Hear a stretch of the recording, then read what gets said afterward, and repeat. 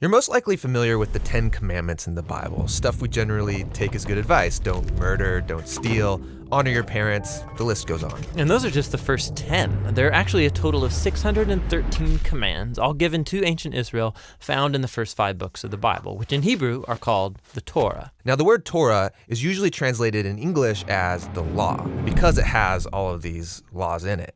And as you read through them, you wonder, am I supposed to obey some of these, all of these? I mean, what's the purpose of the law? Well, that translation is kind of confusing because while the Torah has laws in it, the book itself is fundamentally a story about how God is creating new kinds of people who are fully able to love God and love others. And when Jesus taught about the Torah, he said that he was bringing that story to its fulfillment.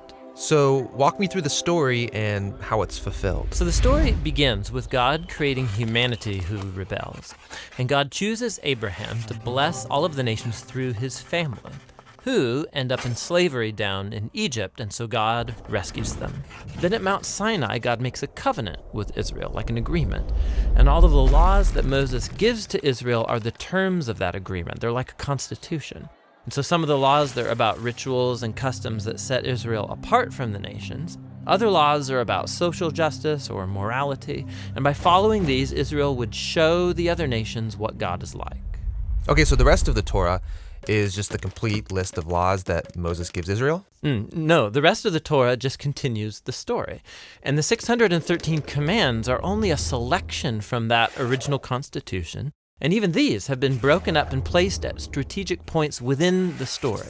Now pay attention, because you'll see a really clear pattern. Moses gives the first laws to Israel. Yeah, don't worship other gods, don't make idols. And then right after that, there's a story of Israel breaking those very laws. Yeah, they worship the golden calf. And so Moses gives some more laws, and then you get more stories of rebellion. Some more laws, rebellion again, some more laws, more rebellion, and you start to see the point. Right, no matter how many laws, they're just gonna continue to rebel.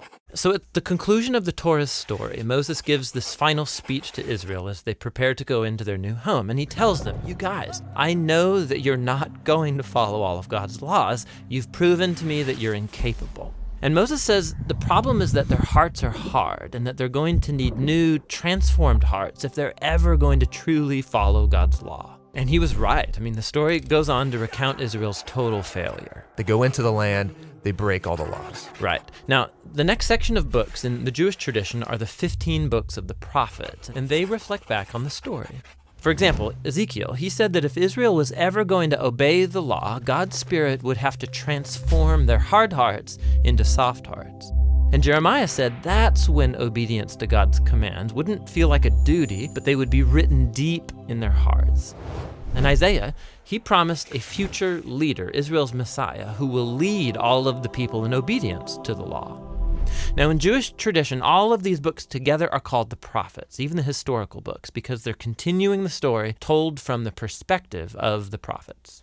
Okay, so we have the law and the prophets, and they're telling one connected story about God's desire to bless the whole world through a people, Israel, who it turns out needs a new heart. Yes, and Jesus saw himself as continuing that story.